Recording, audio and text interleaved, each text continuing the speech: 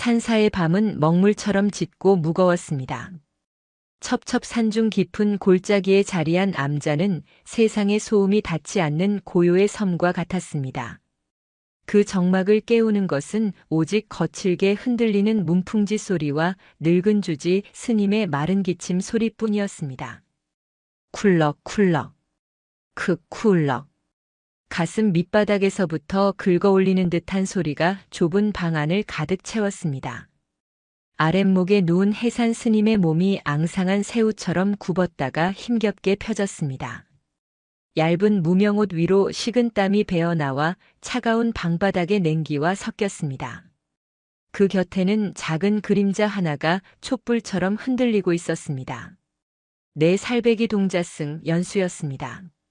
아이는 졸음이 가득한 눈을 비비지도 못한 채 고사리 같은 두 손으로 물수건을 꼭 쥐고 스님의 얼굴을 내려다보고 있었습니다. 스님의 기침이 터질 때마다 아이의 작은 어깨도 덩달아 움찔거렸습니다. 미안하구나. 내 소리 때문에 잠을 설쳤지.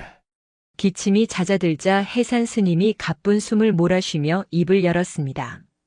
쇳소리가 섞인 탁한 목소리였지만 그 안에는 아이를 향한 깊은 연민이 담겨 있었습니다.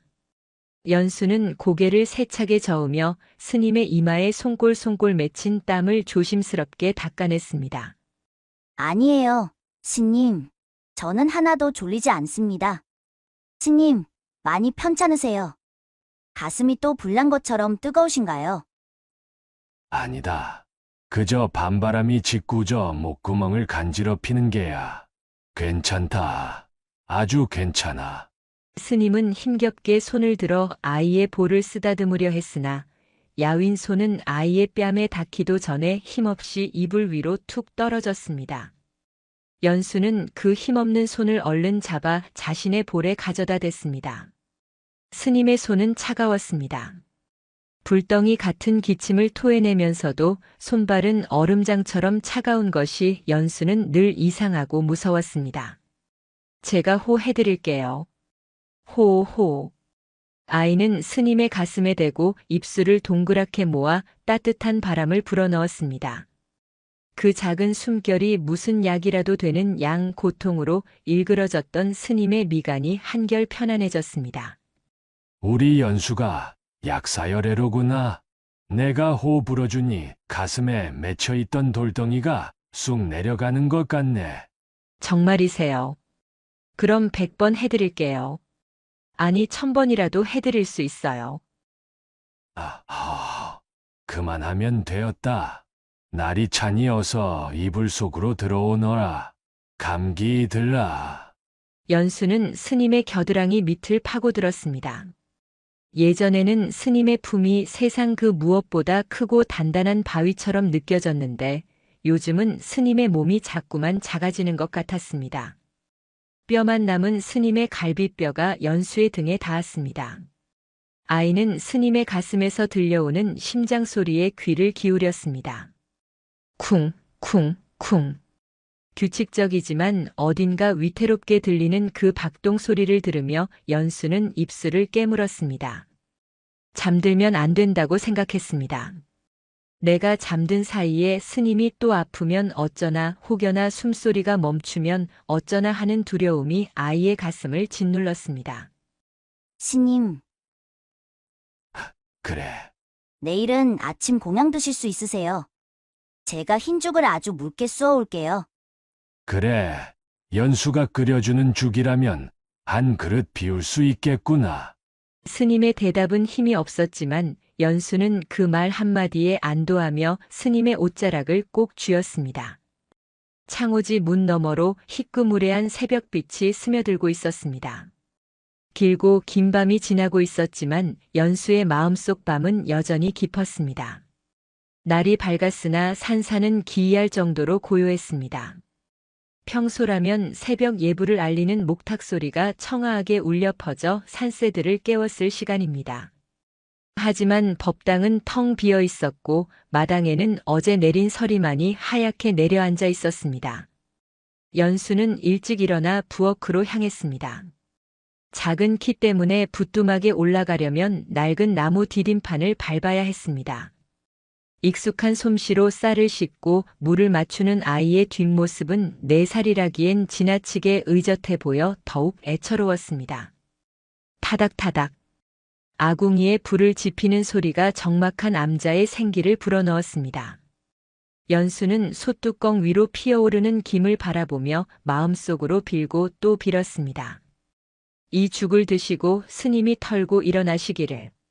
예전처럼 내 손을 잡고 산길을 걸어주시기를. 소반에 정갈하게 담은 흰죽과 맑은 간장을 들고 방으로 들어갔을 때 해산 스님은 여전히 깊은 잠에 빠져 있었습니다. 규칙적이던 숨소리가 조금 거칠어져 있었습니다. 연수는 소반을 머리맡에 내려놓고 스님을 흔들어 깨우려다 멈칫했습니다. 주름진 눈가와 푹 꺼진 볼. 스님의 얼굴은 며칠 사이 더 낡은 낙엽처럼 바스라질 듯 변해 있었습니다. 연수는 차마 스님을 깨우지 못하고 무릎을 꿇고 앉아 스님의 얼굴을 하염없이 들여다보았습니다. 스님, 일어나세요. 해가 중천에 떴어요.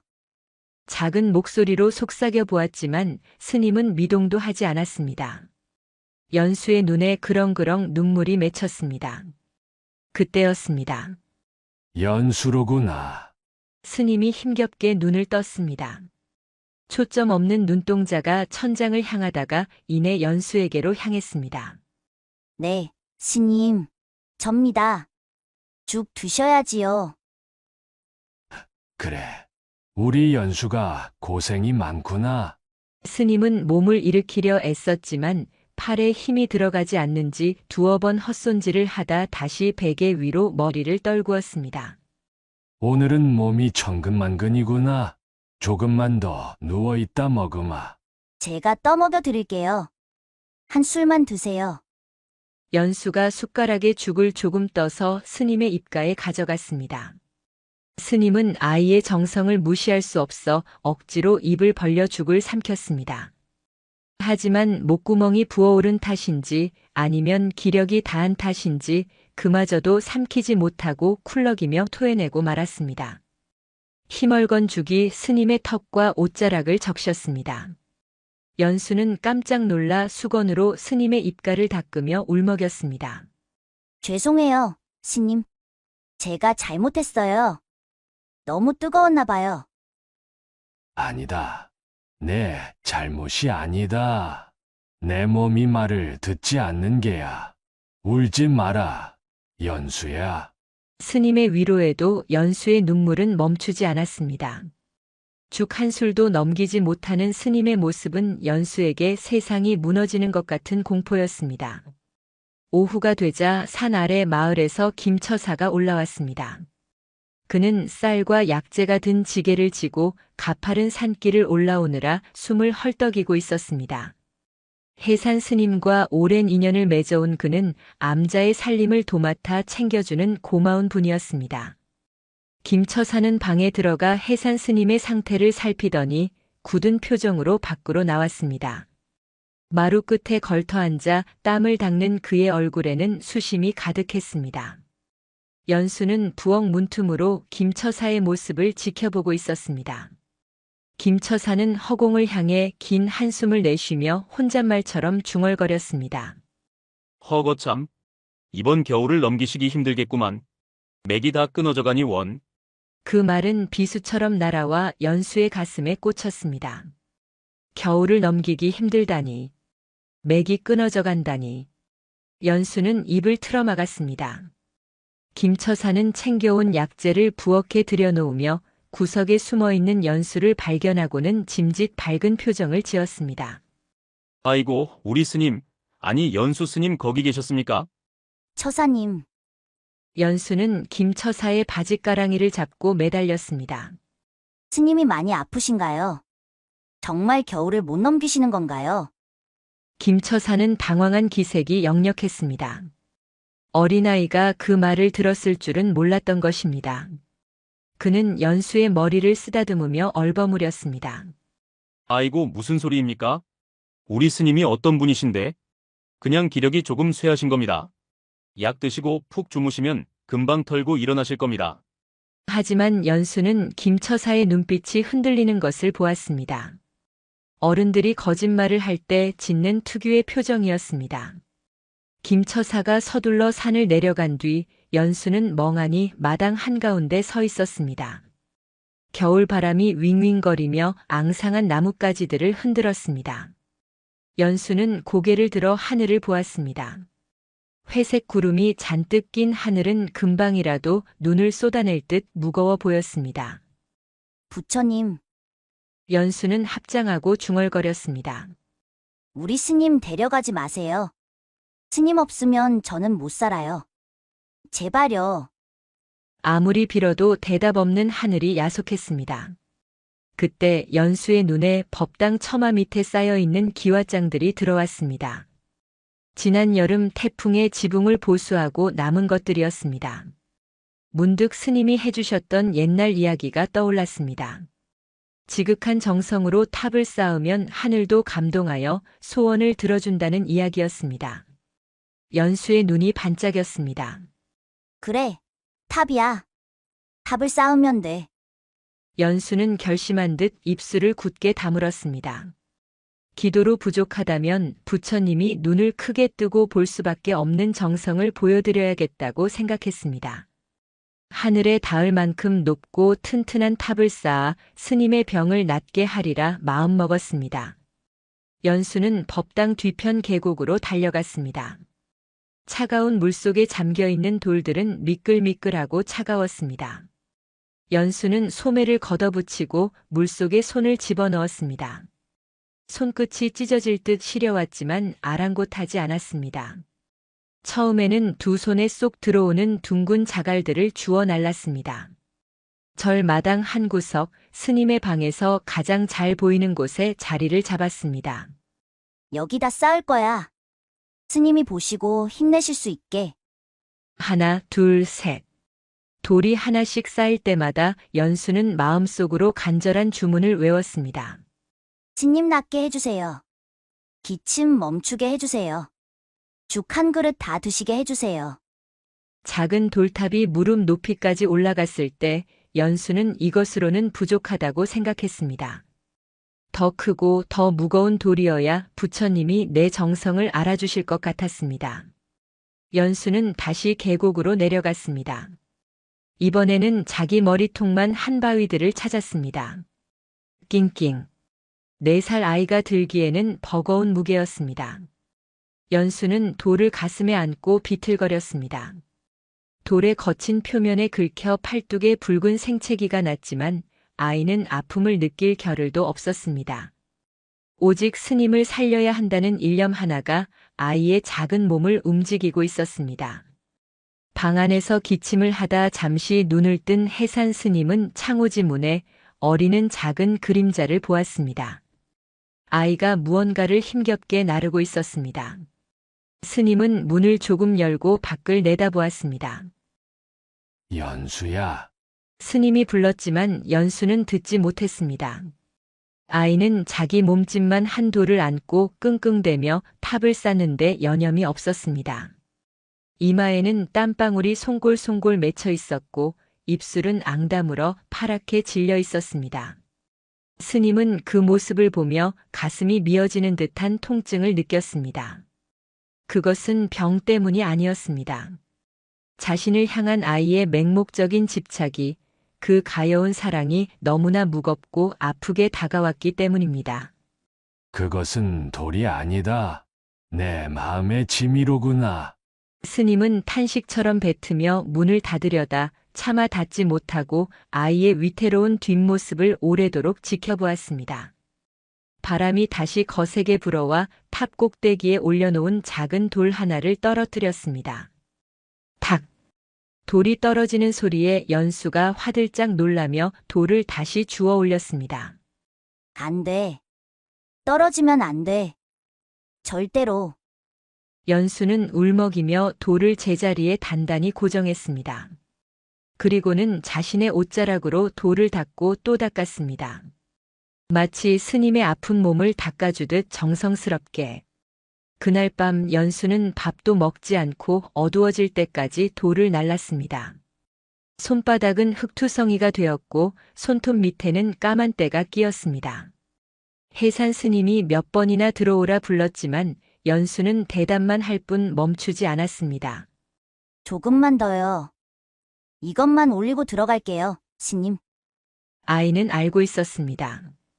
자신이 멈추면 스님의 숨소리도 멈출지 모른다는 막연한 공포가 등을 떠밀고 있다는 것을. 탑이 높아질수록 아이의 불안도 함께 높아져만 갔습니다. 그것은 기도가 아니라 처절한 몸부림이었습니다. 사흘째 비가 내리고 있었습니다. 가을장마라고 하기엔 빗줄기가 제법 굵고 매서웠습니다. 산사의 처마 끝에서는 끊임없이 낙수가 떨어져 마당 흙을 패어놓았고 산안개가 자욱하게 내려앉아 한치 앞을 분간하기 어려웠습니다. 세상 모든 것이 축축하게 젖어 들어가는 와중에도 단 하나 젖지 않는 불덩이가 있었으니 그것은 바로 연수의 마음이었습니다. 연수는 빗속에서도 돌을 나르는 일을 멈추지 않았습니다. 삿갓을 썼지만 이미 승복은 흠뻑 젖어 몸에 착 달라붙어 있었습니다. 작은 발이 진흙탕에 미끄러질 때마다 아이는 휘청거렸지만 품에 안은 돌만은 놓치지 않으려 안간힘을 썼습니다. 방 안에서 그 모습을 지켜보는 해산 스님의 마음은 타들어갔습니다. 스님은 기력을 쥐어짜 문을 열고 불렀습니다. 연수야, 제발 그만하거라. 비가 이리도 쏟아지는데 병이 나면 어쩌려고 그러느냐. 이리 들어오너라. 스님의 목소리는 빗소리에 묻혀 희미했습니다. 하지만 연수는 그 소리를 들었음에도 못 들은 척 고개를 돌렸습니다. 지금 들어가면 스님의 병을 고칠 기회를 놓칠 것만 같았습니다. 탑이 이제 제법 높아져 아이의 키를 훌쩍 넘겼습니다. 조금만 더 쌓으면 하늘에 닿을 것 같았습니다. 스님, 들어가 계세요. 찬바람 쐬시면 기침 더 심해지시잖아요. 저 안 추워요. 정말 하나도 안 추워요. 연수는 덜덜 떨리는 입술로 거짓말을 했습니다. 입김이 하얗게 피어올랐습니다. 연수는 마당 구석에 있는 넓적한 돌을 집어들었습니다. 물기를 머금은 돌은 평소보다 훨씬 무겁고 미끄러웠습니다. 아이는 끙끙대며 돌을 들어올렸습니다. 손가락 마디마디가 하얗게 질려 있었고 손등에는 날카로운 돌 모서리에 긁힌 상처들이 붉게 부어올라 빗물에 씻겨 내려갔습니다. 쓰라린 고통이 밀려왔지만 연수는 그 고통이 크면 클수록 정성이 갸륵하여 부처님이 빨리 응답해 주실 거라 믿었습니다. 끼니도 제대로 챙기지 않은 아이의 몸은 젖은 솜처럼 무거웠습니다. 그래도 연수는 멈출 수가 없었습니다.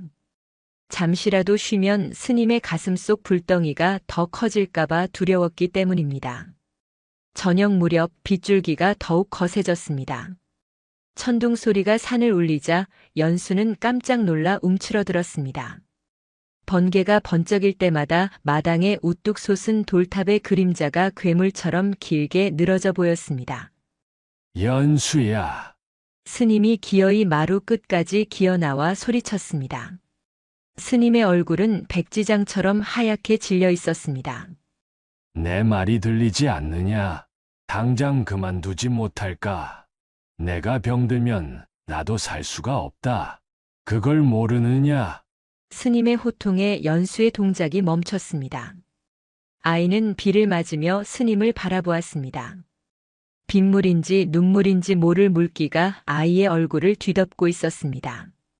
스님. 하지만 다 쌓아가요. 이것만 다 쌓으면 스님 안 아프실 거예요.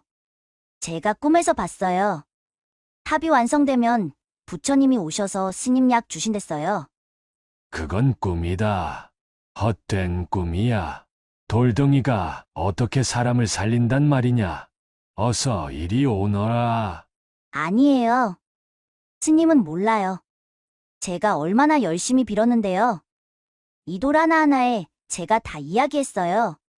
제발 우리 스님 살려달라고요. 연수는 울음을 터뜨리며 다시 돌을 집어들었습니다.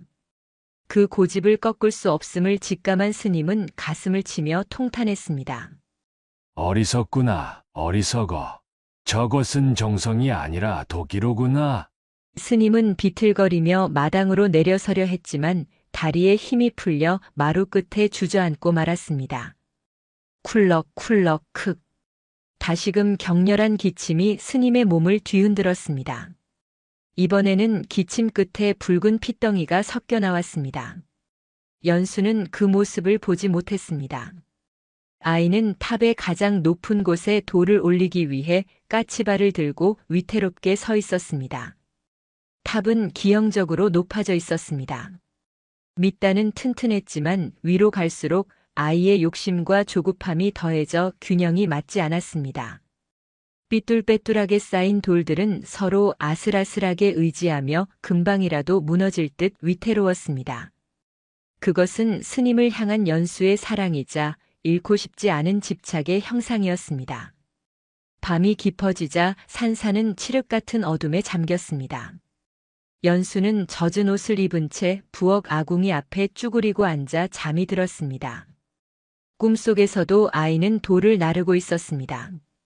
끝도 없이 이어지는 돌계단을 오르며 무거운 바위를 지고 가는 꿈. 스님은 저 멀리서 뒷모습을 보이며 걸어가고 연수는 스님을 부르며 쫓아가지만 바위가 무거워 발이 떨어지지 않는 악몽이었습니다. 스님, 같이 가요. 저 두고 가지 마세요. 잠꼬대를 하는 아이의 이마는 불덩이처럼 뜨거웠습니다.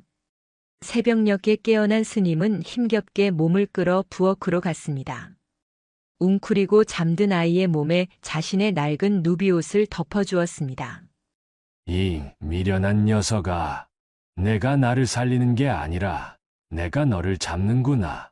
스님은 아이의 부르튼 손을 어루만지며 소리 없이 눈물을 흘렸습니다. 거친 돌에 찢기고 굳은 살이 박인 4살 아이의 손. 그것은 수행자의 손이 아니라 고된 노동자의 손이었습니다. 스님은 결심했습니다. 이 아이를 위해서라도 자신이 마지막으로 해줄 수 있는 가르침을 줘야겠다고. 그것이 비록 아이에게 큰 아픔을 줄지라도 잘못된 집착의 끈을 끊어주어야 한다고 생각했습니다. 다음 날 아침 거짓말처럼 비가 그쳤습니다. 구름 사이로 햇살이 비치자 젖어있던 산사의 풍경이 보석처럼 반짝였습니다. 나뭇잎마다 맺힌 물방울이 영롱한 빛을 뿜어냈지만 마당 한가운데 솟아있는 돌탑만은 흉물스럽게 젖어 있었습니다. 연수는 눈을 뜨자마자 다시 마당으로 뛰쳐나갔습니다. 몸살기가 있어 머리가 핑 돌았지만 오늘은 반드시 탑을 완성하리라 마음먹었습니다. 이제 맨 꼭대기에 올릴 마지막 돌 하나만 있으면 되었습니다. 연수는 계곡으로 가는 대신 법당 뒤편에 있는 둥글고 매끈한 돌을 눈여겨보았습니다. 어른 주먹 2개를 합친 것만큼 크고 묵직한 돌이었습니다. 이거야. 이게 꼭대기에 올라가면 딱 맞을 거야. 연수는 그 돌을 소중하게 품에 안고 탑 앞으로 다가갔습니다.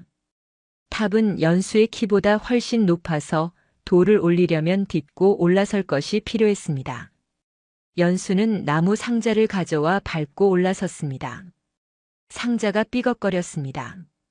연수는 숨을 멈추고 조심스럽게 팔을 뻗었습니다. 탑의 가장 높은 곳, 뾰족하게 튀어나온 돌 위에 둥근 돌을 얹으려는 순간이었습니다. 아직 마르지 않은 돌 표면의 물기 때문에 연수의 손에서 돌이 미끄러지고 말았습니다.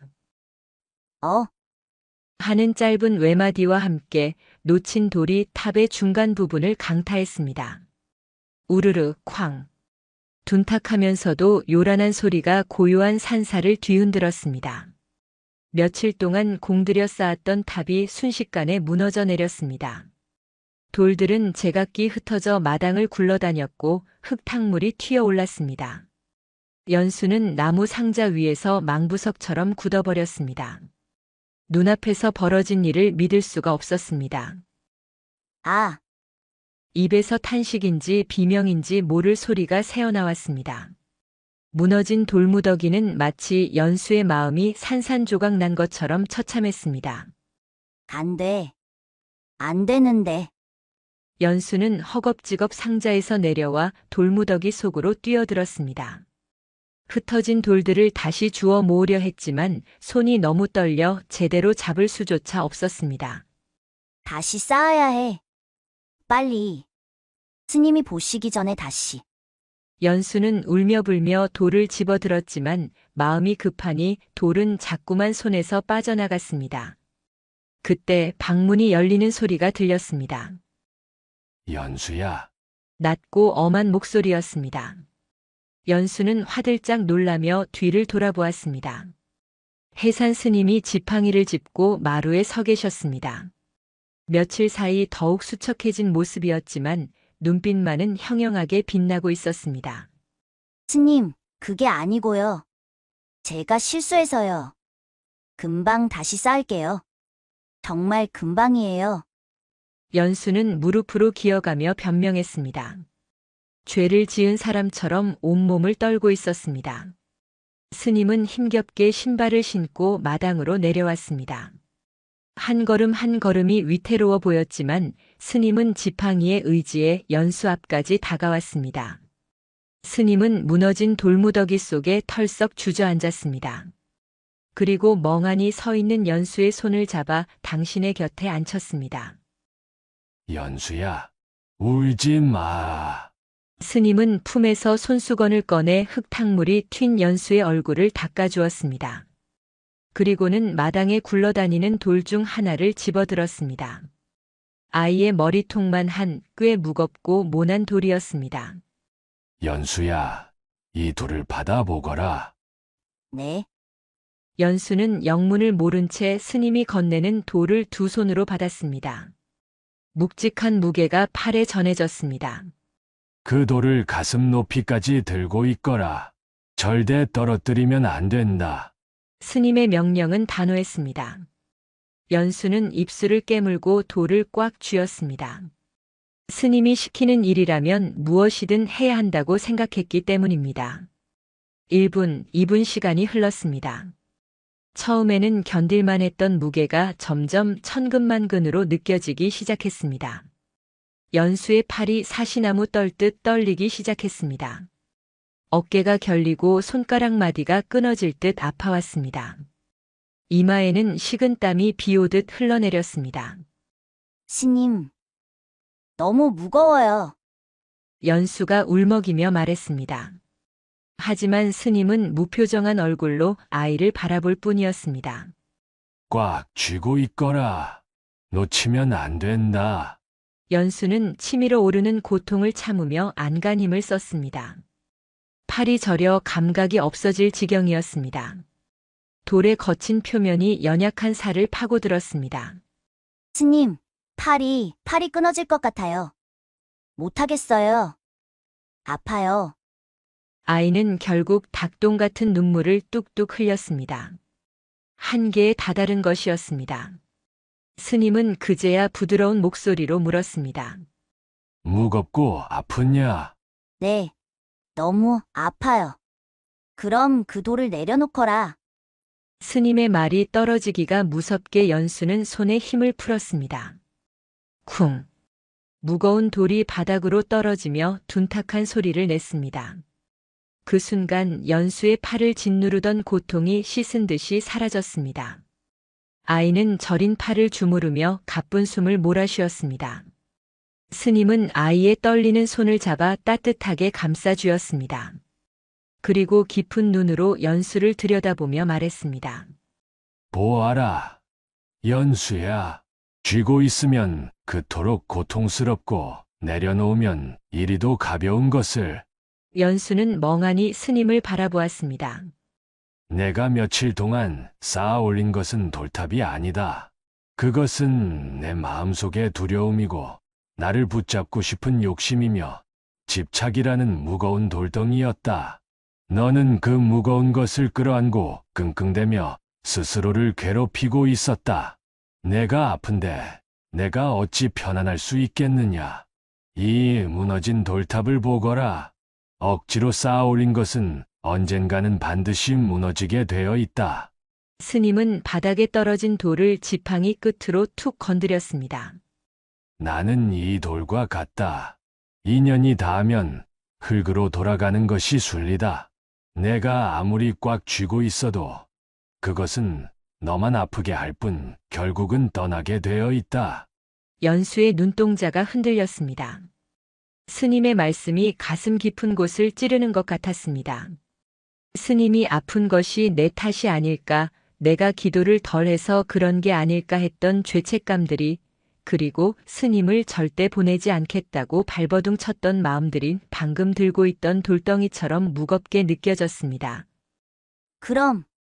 그럼 그냥 두라는 말씀이세요. 스님이 가시게 그냥? 보내는 것이 아니다. 흐르게 두는 것이다. 물이 흐르듯 구름이 지나가듯 쥐고 있는 손을 펴야 새로운 것이 들어올 수 있지 않겠느냐. 스님은 연수의 손바닥을 펴서 그 위에 가만히 자신의 손을 얹었습니다. 나를 위해 탑을 쌓지 말고 내 마음속에 짐을 내려놓거라. 그것이 나를 위한 진정한 기도다. 바람이 불어와 스님의 승복 자락을 흔들었습니다. 연수는 무너진 돌무더기를 바라보았습니다. 조금 전까지만 해도 저것들이 내 목숨보다 중요해 보였는데 스님의 말씀을 듣고 나니 그저 아무렇게나 흩어진 돌멩이들로 보였습니다. 이상하게도 마음이 차분해졌습니다. 며칠 동안 가슴을 짓누르던 거대한 바위가 사라진 것 같은 기분이었습니다. 연수는 퉁퉁 부은 눈으로 스님을 보며 고개를 끄덕였습니다. 네, 스님. 알겠습니다. 연수는 더 이상 돌을 줍지 않았습니다. 스님은 빙글에 미소를 지으며 연수의 머리를 쓰다듬었습니다. 그 손길은 병마에 시달린 노인의 것이라고는 믿기지 않을 만큼 따뜻하고 평온했습니다. 잘했다. 참으로 잘했다. 두 사람은 무너진 돌탑 곁에 나란히 앉아 말없이 먼 산을 바라보았습니다. 비 온 뒤 맑게 갠 하늘 위로 무지개가 희미하게 떠오르고 있었습니다. 무너진 것은 돌탑이었지만 그 자리에 다시 세워진 것은 보이지 않는 마음의 평화였습니다. 무너진 것은 돌탑뿐만이 아니었습니다. 연수의 마음속에 웅크리고 있던 조급함과 두려움도 그날의 굉음과 함께 와르르 쏟아져 내렸습니다. 마당은 어수선했습니다. 흩어진 돌멩이들은 비에 젖은 흙 위에서 제각기 뒹굴고 있었고 패인 땅에는 흙탕물이 고여 있었습니다. 하지만 그 풍경을 바라보는 연수의 눈빛은 전과는 달랐습니다. 연수는 아침 공양을 마친 후 조용히 빗자루를 들고 마당으로 나갔습니다. 예전 같으면 스님을 살려야 한다는 비장함에 어깨가 굳어 있었겠지만 지금 아이의 몸놀림은 물 흐르듯 유연했습니다. 사각사각. 대나무 빗자루가 젖은 땅을 쓸어내는 소리가 산사의 정적을 평화롭게 메웠습니다. 연수는 흩어진 돌들을 하나씩 주워 원래 있던 계곡 쪽으로 던지는 대신 마당 한 구석 화단 경계석으로 가지런히 놓기 시작했습니다. 집착의 탑을 쌓던 돌들이 이제는 꽃을 보호하는 울타리가 되어가고 있었습니다. 방문을 조금 열고 그 모습을 지켜보던 해산 스님은 엷은 미소를 머금었습니다. 스님은 여전히 기력이 쇠하여 일어나는 것조차 버거웠지만 마음은 맑은 가을 하늘처럼 청명했습니다. 연수야. 스님이 나직하게 불렀습니다. 연수는 하던 일을 멈추고 쪼르르 툇마루로 달려왔습니다. 흙투성이가 된 손을 옷자락에 쓱쓱 문질러 닦으며 아이는 해맑게 웃었습니다. 네, 스님. 부르셨어요? 목이 마르신가요? 아니구나. 그저 내가 빚이라는 소리가 듣기 좋아 불렀다. 마당을 다 치운 게냐? 네. 돌들이 널려 있으면 스님이 걸으실 때 걸리적거리시잖아요. 이제 깨끗해졌어요. 스님 나오셔서 걸으셔도 돼요. 고맙구나. 내 덕분에 내 마음의 길도 훤히 뚫린 것 같구나. 스님은 힘겹게 손을 뻗어 연수의 손을 잡았습니다. 거칠어진 아이의 손바닥이 스님의 야윈 손 안에 쏙 들어왔습니다. 연수야, 저기 찻상 위에 있는 찻잔을 좀 가져오너라. 연수는 방 한 구석에 있는 닭이 세트에서 빈 찻잔 하나를 가져와 스님 앞에 놓았습니다. 이 잔이 무엇으로 채워져 있느냐? 아무것도 없는데요. 그냥 빈 잔이에요. 그렇지. 비어 있지. 비어 있으니 찬물을 담을 수도 있고, 내가 좋아하는 꿀물을 담을 수도 있는 게다. 만약 이 잔이 이미 흙으로 가득 차 있다면 어찌 되겠느냐? 그럼 못 쓰지요. 흙을 파내야 뭘 담을 수 있잖아요. 옳지. 바로 그것이다. 사람의 마음도 이 찻잔과 같단다. 걱정과 욕심, 그리고 집착이라는 흙으로 가득 채워져 있으면 부처님의 지혜도 세상에 평온도 들어올 자리가 없는 법이지. 내가 돌탑을 쌓을 때는 내 마음이 꽉 차 있어서 내가 하는 말이 들리지 않았던 게야. 연수는 고개를 끄덕이며 빈 찻잔을 만지작거렸습니다. 하얀 백자 찻잔이 창호지 문을 통해 들어온 햇살을 받아 은은하게 빛나고 있었습니다. 그럼 저는 이제 빈 잔이 된 건가요? 아, 그렇다. 돌을 내려놓으니 마음이 비워졌고, 비워지니 이제야 비로소 나와 내가 마주보고 웃을 수 있게 된 것이지. 텅 빈 충만함이란 바로 이런 것을 두고 하는 말이란다. 오후가 되자 스님의 병세가 조금 호전된 듯 보였습니다.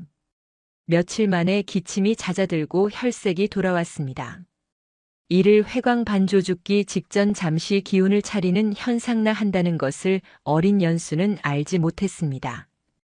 그저 부처님이 자신의 기도를 들어주셨다 믿으며 기뻐할 뿐이었습니다. 스님은 연수의 부축을 받아 마루에 걸터 앉았습니다. 눈앞에 펼쳐진 산세는 늦가을의 절정을 지나 초겨울의 문턱에 들어서 있었습니다. 붉게 타오르던 단풍은 이제 갈색으로 말라 하나둘씩 바람에 떨어지고 있었습니다. 연수야, 저 낙엽들을 보아라. 스님이 지팡이로 마당을 굴러가는 낙엽을 가리켰습니다. 나무에 매달려 있을 때는 잎이라 부르고, 떨어지면 낙엽이라 부르지. 하지만 잎과 낙엽이 다른 것이더냐? 아니요. 똑같은 잎사귀인걸요. 그렇지. 나무는 잎을 떠나보낼 때 슬퍼하지 않는다. 잎 또한 가지를 떠날 때 두려워하지 않지. 그저 제 할 일을 다 하고 흙으로 돌아가 나무의 뿌리를 덮여주는 걸음이 될 뿐이다.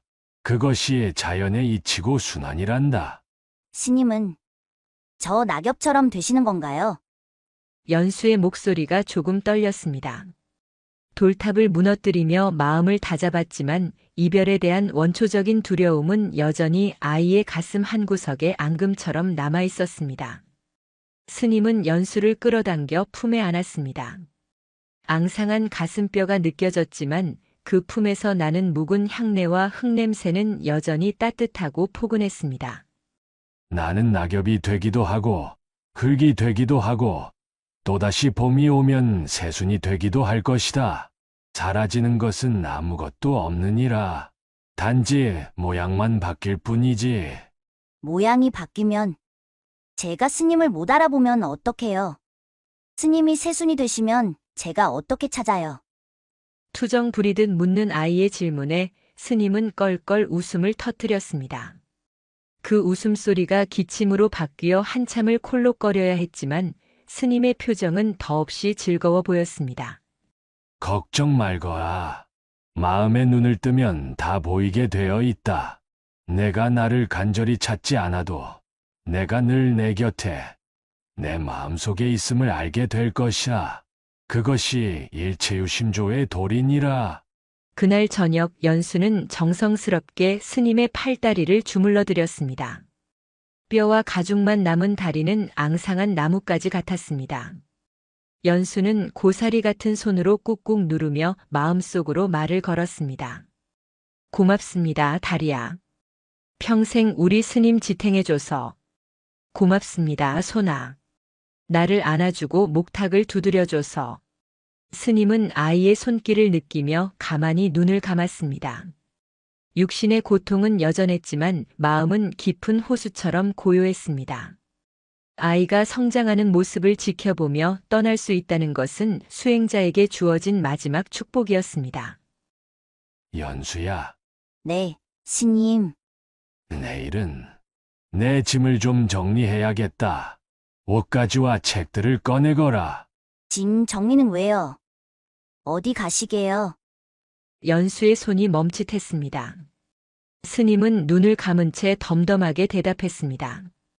먼 길을 떠날 채비를 하는 게지. 짐이 무거우면 발걸음이 떨어지지 않는 법이다. 빈손으로 왔으니 빈손으로 가는 것이 맞지 않겠느냐. 연수는 아무 대답도 하지 못하고 스님의 마른 다리 위에 얼굴을 묻었습니다. 스님의 말씀이 무엇을 의미하는지 알 것 같아서, 그리고 이제는 그 뜻을 거역해서는 안 된다는 것을 알기에 아이는 소리 죽여 눈물만 삼켰습니다. 겨울의 입김이 창호지 문을 하얗게 얼리는 계절이 찾아왔습니다. 산사의 아침 공기는 날카로운 칼날처럼 차가웠고 마당의 장독대 위에는 서리빨이 섰습니다. 해산 스님의 거처인 동쪽 방은 이제 세상과 이별을 준비하는 정거장이 되었습니다. 스님은 아침 나절 연수에게 부탁해 오래된 나무 괴짝을 열었습니다. 그 안에는 스님의 평생이 담겨 있었습니다. 하지만 그 평생이라 해봤자 낡은 승복 두어 벌, 닳고 다른 염주, 그리고 손때 묻은 경전 몇 권이 전부였습니다. 이 승복은 김처사에게 주어라. 바칠할 때 입으면 편할 게다. 그리고 이 경전들은 아랫마을 보교당에 보내주렴. 스님은 하나하나 주인을 정해주었습니다. 물건에 깃든 인연을 정리하는 의식이었습니다. 연수는 스님이 건네는 물건들을 받아 한쪽에 차곡차곡 쌓았습니다. 물건이 하나씩 줄어들 때마다 스님의 흔적도 지워지는 것 같아 연수의 마음은 횡하니 뚫린 듯 시려왔습니다. 마지막으로 괴짝 바닥에 남아있던 것은 흑단으로 만든 108염주였습니다. 해산 스님이 출가할 때 은사 스님께 받은 것으로 수십 년 세월 동안 스님의 손길을 타 반질반질 윤이 나는 물건이었습니다. 연수야, 이리 가까이 오너라. 스님은 연수를 불러 무릎 앞에 앉혔습니다. 그리고 떨리는 손으로 염주를 들어 아이의 목에 걸어주었습니다. 아이의 작은 몸집에 비해 염주는 너무 길어서 배꼽까지 내려왔습니다. 이것을 내게 주마. 스님. 이건 스님이 제일 아끼시는 거잖아요. 달 때도 손에 꼭 쥐고 주무시는 건데. 이제 내게는 무거운 짐일 뿐이다. 하지만 내게는 길잡이가 되어줄 게야. 마음이 흔들릴 때마다, 무서운 생각이 들 때마다 이 염주알을 하나씩 굴리거라. 한 알 굴릴 때마다 부처님을 생각하고, 또 한 알 굴릴 때마다 이 스승을 생각하거라. 연수는 목에 걸린 염주를 두 손으로 받쳐들었습니다. 스님의 체온이, 스님의 평생 수행이 고스란히 배어있는 듯 묵직하고 따뜻했습니다. 네, 스님. 소중히 간직할게요. 절대로 잃어버리지 않을게요. 그래. 잃어버려도 상관없다. 물건은 잃어버려도 마음만 잃어버리지 않으면 되는 것이니. 오후가 되자 김처사가 의원을 모시고 올라왔습니다. 스님의 상태가 위중하다는 소식을 듣고 급히 달려온 것입니다. 의원은 스님의 맥을 짚어보고 고개를 가로저으며 탕약을 처방하려 했습니다. 하지만 스님은 손을 들어 제지했습니다. 처사, 그리고 의원 양반, 헛걸음하게 해서 미안하오. 내 병은 약으로 고칠 수 있는 것이 아니오. 수명이 다한 나무에 걸음을 준다고 다시 꽃이 피겠소. 하지만 스님, 이대로 계시면 며칠을 못 넘기십니다. 기력이라도 차리셔야지요. 김처사가 울먹이며 매달렸지만 스님의 뜻은 확고했습니다. 나는 지금 아주 편안하오. 고통 또한 내 몸의 일부이니 억지로 쫓아내려 하지 마시오. 그저 조용히 물 흐르듯 가고 싶소. 그것이 내 마지막 바람이오. 의원과 김처사는 스님의 고집을 꺾지 못하고 물러갔습니다. 방 안에는 다시 스님과 연수 단둘만이 남았습니다. 해가 서산으로 넘어가며 방 안에 긴 그림자를 드리웠습니다. 스님은 벽에 기대앉아 가쁜 숨을 몰아쉬었습니다. 호흡이 얕고 불규칙해졌습니다. 연수는 직감적으로 이별의 시간이 다가오고 있음을 느꼈습니다. 아이는 스님의 손을 꼭 잡고 곁을 지켰습니다. 연수야, 밖을 좀 내다보거라. 눈이 오느냐? 아니요, 스님. 아직 눈은 안 와요. 바람만 불어요. 그렇구나. 오늘 밤에는 눈이 올 것 같구나. 긴 눈이 세상을 덮으면 참 예쁠 텐데. 스님의 목소리는 점점 작아져 귓속말처럼 들렸습니다. 연수야, 네, 스님. 저, 여기 있어요. 무섭느냐? 연수는 잠시 망설이다가 고개를 끄덕였습니다. 네. 무서워요. 스님이 없어지면 저는 혼자가 되잖아요. 밤에 도깨비가 나오면 누가 쫓아줘요. 천둥 치면 누가 안아줘요. 아이는 참고 있던 어리광을 쏟아냈습니다. 죽음을 받아들이려 애썼지만 4살 아이에게 고독은 죽음보다 더 큰 공포였습니다. 스님은 힘겹게 눈을 떠 연수를 바라보았습니다. 그 눈빛은 깊고 맑은 우물 같아서 보고 있으면 빨려 들어갈 듯 했습니다. 잘 듣거라. 연수야, 나는 없어지는 것이 아니다. 얼음이 녹으면 물이 되고, 물이 증발하면 구름이 되지 않더냐? 얼음이 사라졌다고 해서 물이 죽은 것이냐? 아니요. 나도 마찬가지다. 육신이라는 낡은 옷을 벗고 원래의 자리로 돌아가는 것이다. 더 크고 자유로운 존재가 되어 내 곁에 머물 것이다. 바람이 되어 너를 스치고, 햇살이 되어 너를 비추고, 빗물이 되어 내 목을 죽여줄 것이다. 스님은 가쁜 숨을 고르며 말을 이었습니다. 그러니 너는 혼자가 아니다. 온 세상이 나이고 온 우주가 너와 함께이니라. 내가 마음을 열고 바라보면 세상 만물이 다 너의 벗이고 스승이 될 것이다. 그것을 믿느냐? 연수는 스님의 눈을 바라보며 천천히 고개를 끄덕였습니다. 스님의 말씀이 가슴속 깊은 곳에 씨앗처럼 심어졌습니다. 네, 믿어요. 스님은 바람이고 햇살이에요. 언제나 저랑 같이 있는 거예요. 그래, 기특하구나. 내 상좌. 참으로 영민하구나. 스님의 입가에 평온한 미소가 번졌습니다.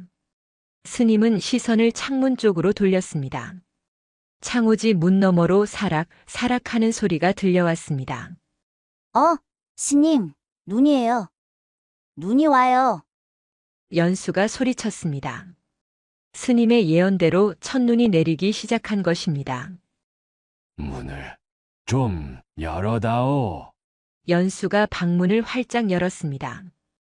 차가운 밤 공기와 함께 하얀 눈송이들이 춤을 추며 방 안으로 날아들었습니다. 어두운 산사를 하얗게 수놓는 눈발은 마치 하늘에서 내리는 꽃비 같았습니다. 스님은 그 아름다운 풍경을 눈에 담으며 깊은 숨을 들이마셨습니다. 차갑고 맑은 공기가 스님의 폐부 깊숙이 스며들었습니다. 아름답구나. 세상이 이토록 아름다운 곳이었어. 스님의 눈꺼풀이 천천히 내려왔습니다. 잡고 있던 연수의 손에서 힘이 스르르 빠져나갔습니다. 하지만 스님의 얼굴에는 고통의 흔적이 전혀 없었습니다. 마치 긴 여행을 마치고 따뜻한 고향집 아랫목에 누운 사람처럼 더없이 편안하고 평화로운 모습이었습니다. 연수는 스님의 손이 툭 떨어지는 것을 느꼈지만 울지 않았습니다. 대신 스님의 가슴 위에 염주 낀 손을 가지런히 올려드리고 이불을 어깨까지 덮어드렸습니다. 안녕히 주무세요, 스님. 좋은 꿈 꾸세요. 연수는 열린 문 밖으로 내리는 눈을 바라보며 합장했습니다. 눈송이 하나가 연수의 코끝에 내려앉아 차갑게 녹아내렸습니다. 그것은 스님이 보내는 마지막 입맞춤 같았습니다. 산사는 깊은 침묵에 잠겼지만 그것은 죽음의 정막이 아니라 새로운 생명을 잉태하는 겨울의 고요함이었습니다. 4살 동자승 연수는 그렇게 홀로 썩이를 시작했습니다. 빈손이지만 가득 찬 마음으로. 밤새 내린 눈이 온 세상을 하얗게 덮었습니다. 산사의 지붕도 마당의 장독대도 그리고 어제까지 연수가 쌓았던 돌무더기도 모두 순백의 이불을 덮고 깊은 잠에 들었습니다. 세상은 눈이 시리도록 깨끗했지만 그 적막함은 날카로운 비수처럼 연수의 가슴을 파고들었습니다. 이른 아침 김처사가 헐레벌떡 암자로 올라왔습니다. 밤새 불길한 꿈을 꾸었다며 눈길을 헤치고 달려온 그의 눈앞에 방문을 활짝 열어놓은 채 가만히 앉아있는 연수의 뒷모습이 보였습니다. 연수 스님, 김처사의 부름에도 연수는 뒤를 돌아보지 않았습니다. 그저 미동도 없이 누워 계신 해산 스님의 얼굴만을 바라보고 있었습니다. 김처사가 신발을 벗고 방으로 들어서자마자 털썩 무릎을 꿇었습니다. 이미 싸늘하게 식은 스님의 몸에서는 아무런 온기도 느껴지지 않았습니다. 아이고. 스님, 스님, 김처사는 바닥을 치며 오열했습니다. 산짐승이 울부짖는 듯한 통곡 소리가 고요한 산사를 뒤흔들었습니다. 하지만 연수는 울지 않았습니다. 눈가만 붉게 물들었을 뿐 입술을 꽉 깨물고 김처사의 어깨에 손을 올렸습니다. 처사님, 울지 마세요. 스님은 주무시는 거예요. 아주 편안하게요. 오히려 4살배기 아이가 어른을 위로하고 있었습니다. 그 의연한 모습이 김처사의 가슴을 더 아프게 후벼 팠습니다. 소식은 바람을 타고 산 아래 마을로 전해졌습니다. 평소 스님의 덕을 흠모하던 마을 사람들이 하나둘 암자로 모여들었습니다. 누군가는 쌀을 가져오고 누군가는 향을 피웠습니다. 좁은 암자는 순식간에 사람들로 북적였지만 분위기는 엄숙하고 무거웠습니다. 스님의 장례는 불교 전통에 따라 다비식으로 치러지기로 했습니다.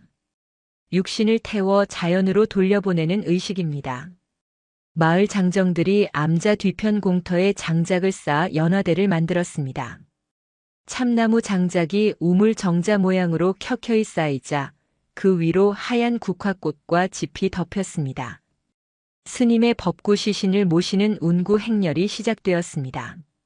연수는 스님의 영정 대신 스님이 평생 쓰시던 목탁을 품에 안고 행렬의 맨 앞에 섰습니다.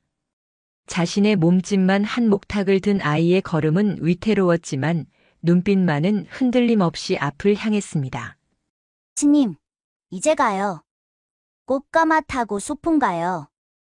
연수는 마음속으로 끊임없이 스님에게 말을 걸었습니다. 사람들이 곡을 하며 뒤를 따랐습니다. 나무아미타불, 나무아미타불.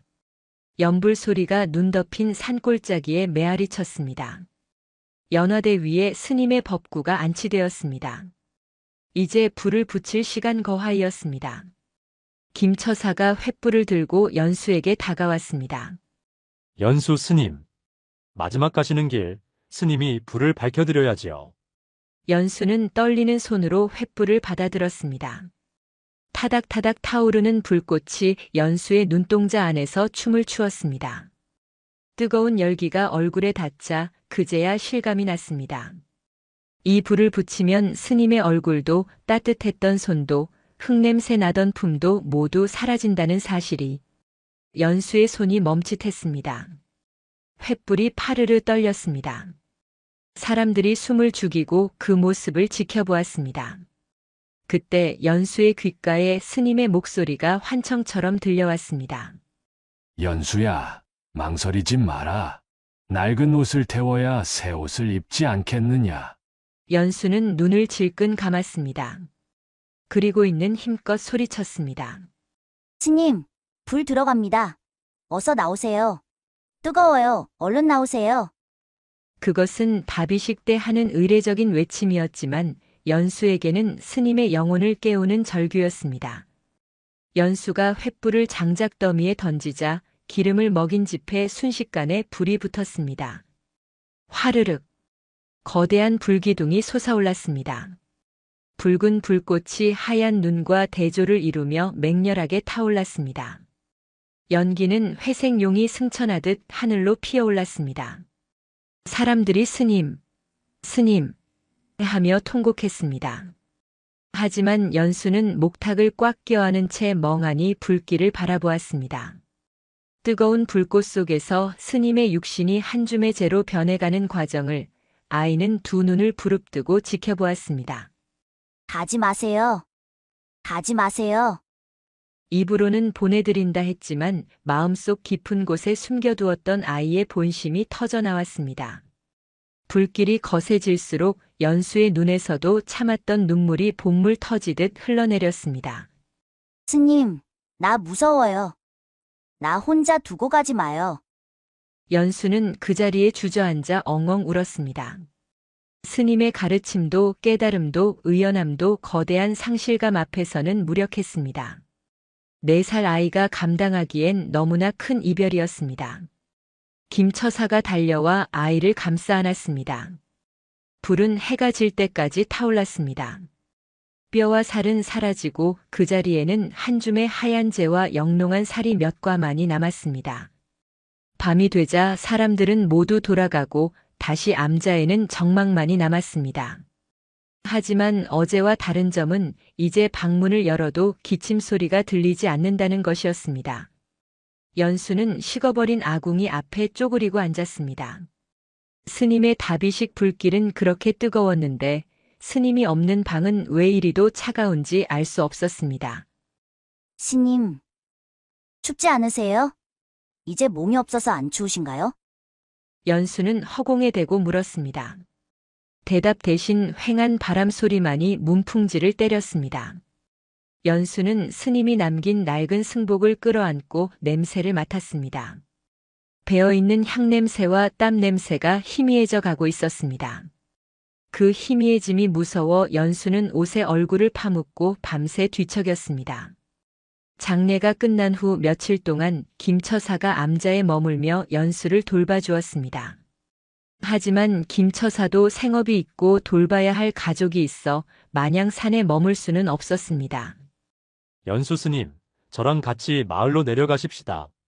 아직 혼자 지내기엔 너무 어리십니다. 우리 집에서 지내다가 좀 더 크면 다시 절로 오시는 게 어떻겠습니까? 김처사의 간곡한 권유에도 연수는 고개를 가로저었습니다. 아니에요. 저는 여기 있어야 해요. 제가 없으면 스님 밥은 누가 챙겨드려요. 그리고 스님이 그러셨어요. 여기 계신다고. 제 마음속에 그리고 이 절 곳곳에 계신다고요.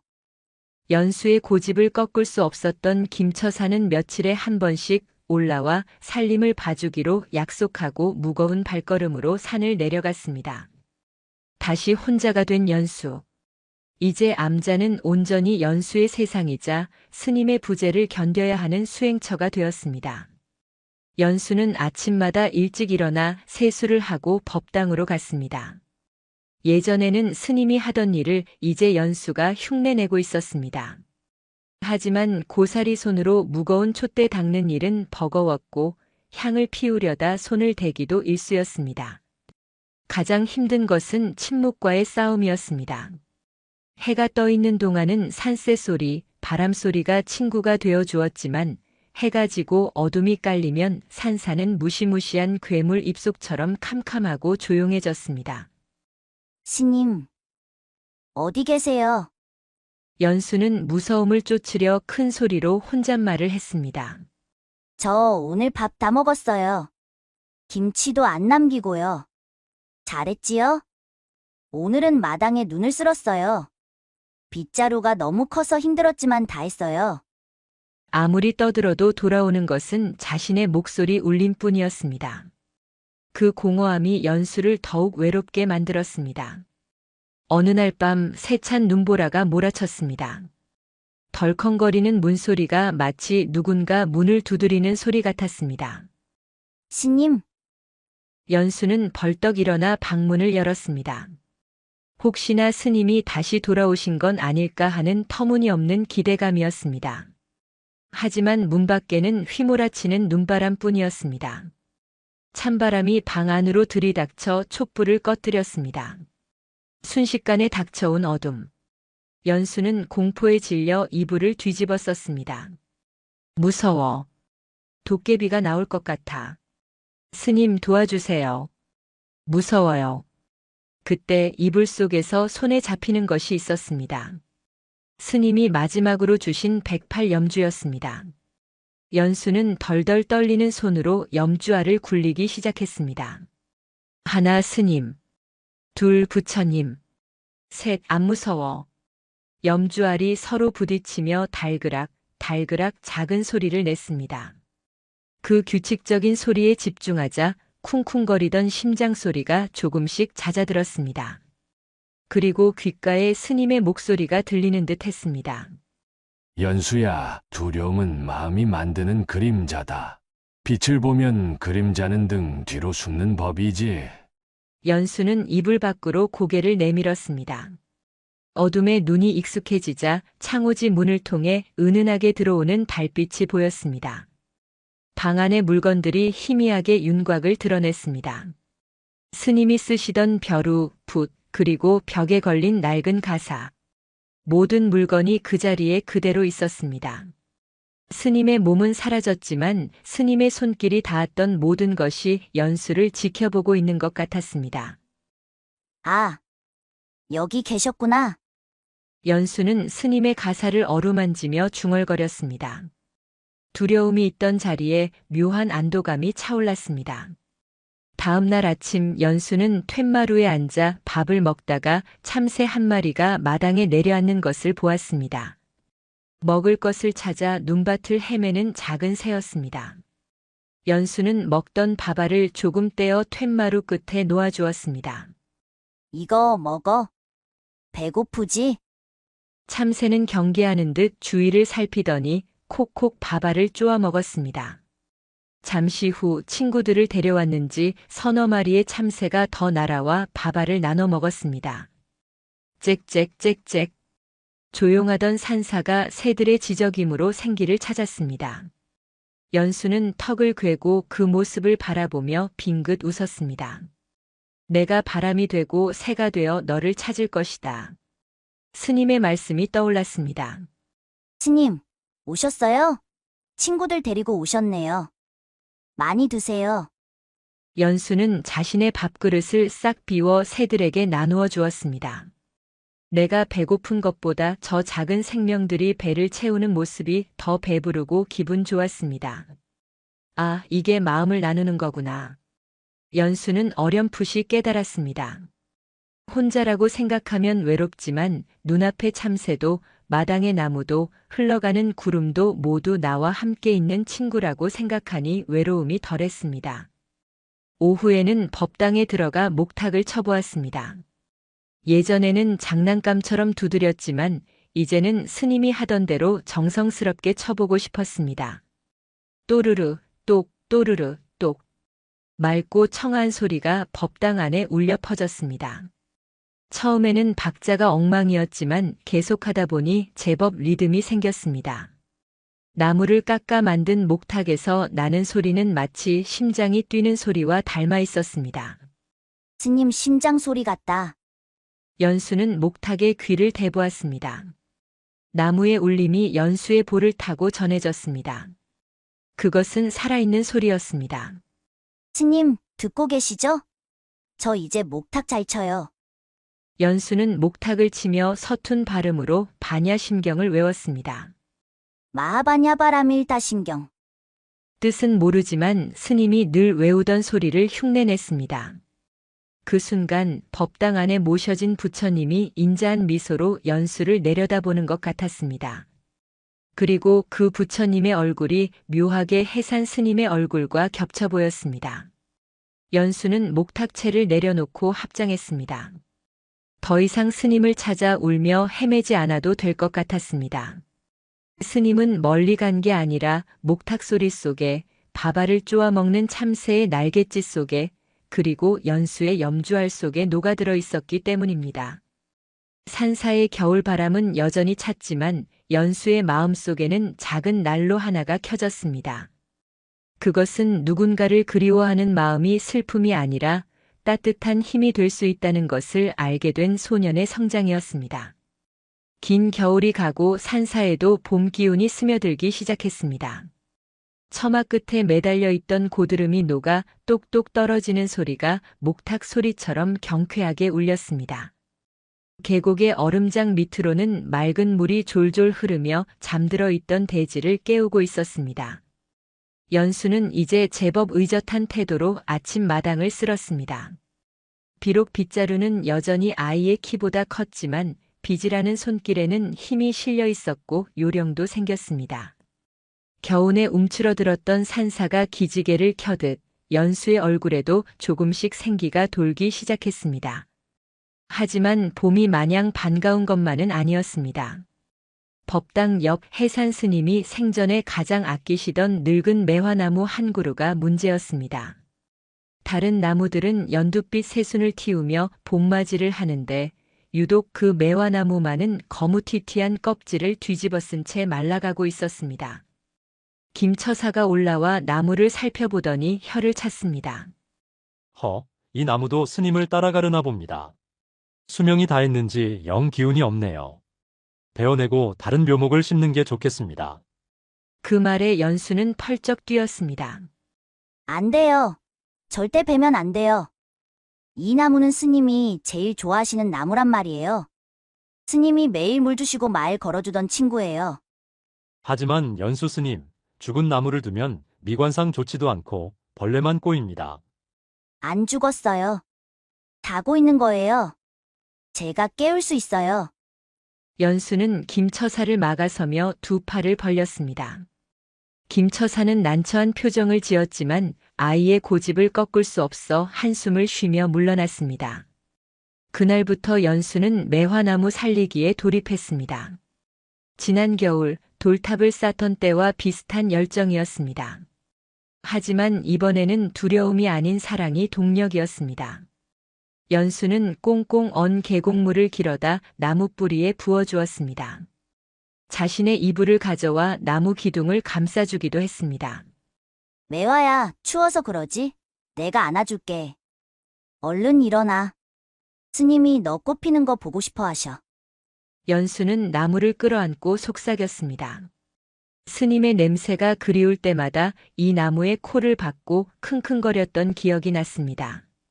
그래서인지 거친 나무 껍질에서 스님의 냄새가 나는 것 같았습니다. 그러나 연수의 정성에도 불구하고 매화나무는 깨어날 기미가 보이지 않았습니다. 오히려 가지 끝이 뚝뚝 부러지며 더욱 메말라갔습니다. 며칠을 공들이다 지친 연수는 나무 밑에 털썩 주저앉았습니다. 왜 안 일어나는 거야? 너까지 가면 나는 어떡해? 연수의 눈에 눈물이 고였습니다. 스님을 보냈을 때의 무력감이 다시금 밀려왔습니다. 내가 아무리 노력해도 안 되는 일이 있다는 사실이 어린 마음을 아프게 찔렀습니다. 그날 밤 연수는 꿈을 꾸었습니다. 꿈속에서 해산 스님이 매화나무 아래 서서 환하게 웃고 계셨습니다. 하지만 스님이 서 계신 나무에는 꽃이 한 송이도 없었습니다. 스님, 꽃이 안 펴요. 제가 아무리 물을 줘도 안 펴요. 꿈속의 연수가 울상을 지으며 말했습니다. 그러자 스님은 나무를 쓰다듬으며 말씀하셨습니다. 연수야, 억지로 피우려 하지 마. 꽃은 피어야 할 때 피고 져야 할 때 지는 것이다. 피지 않는다고 해서 나무가 아닌 것이 아니다. 하지만 꽃이 없으면 안 예쁘잖아요. 겉모습에 집착하지 마. 이 나무는 지난 수십 년간 향기로운 꽃을 피워 세상에 공양했다.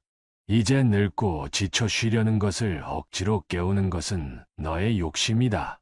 쉬게 두어라. 그것이 나무를 위하는 길이다. 스님은 연수의 머리를 쓰다듬어 주셨습니다. 진정한 아름다움은 피어나는 꽃에만 있는 것이 아니라 제 몫을 다하고 조용히 사라지는 뒷모습에도 있는 법이니라. 잠에서 깬 연수는 멍하니 천장을 바라보았습니다. 스님의 목소리가 귓가에 생생했습니다. 쉬게 두어라. 다음 날 아침 연수는 물동이를 들고 가는 대신 가만히 매화나무 앞에 섰습니다. 그리고 나무를 감싸고 있던 이불을 풀어주었습니다. 미안해. 내가 귀찮게 했지? 너도 스님처럼 많이 피곤했구나. 연수는 나무의 거친 껍질을 어루만졌습니다. 이제 억지로 물 안 줄게. 그냥 편하게 쉬어. 그래도 내가 심심하지 않게 옆에 있어 줄게. 연수는 나무 옆에 쭈그리고 앉아 흙장난을 했습니다. 나무를 살려야 할 대상이 아니라 함께 있는 친구로 받아들인 것입니다. 그렇게 며칠이 지났을까요? 나무 밑둥 근처 자풀을 뽑아주던 연수의 눈이 휘둥그레졌습니다. 죽은 줄만 알았던 늙은 매화나무 뿌리 근처 썩은 등걸 사이에서 아주 작고 여린 연두색 새순이 돋아나고 있었기 때문입니다. 그것은 늙은 나무의 가지가 아니었습니다. 뿌리에서 새로 올라온 아기 나무였습니다. 늙은 어미나무가 자신의 남은 진액을 모두 쏟아부어 마지막으로 잉태한 생명이었습니다. 아기다. 아기 나무다. 연수는 기뻐서 소리쳤습니다. 죽음은 끝이 아니라 새로운 시작이라는 스님의 말씀이 눈앞에서 펼쳐지고 있었습니다. 늙은 나무는 죽어가면서도 새로운 생명을 남기고 있었습니다. 스님이 보내주신 거죠?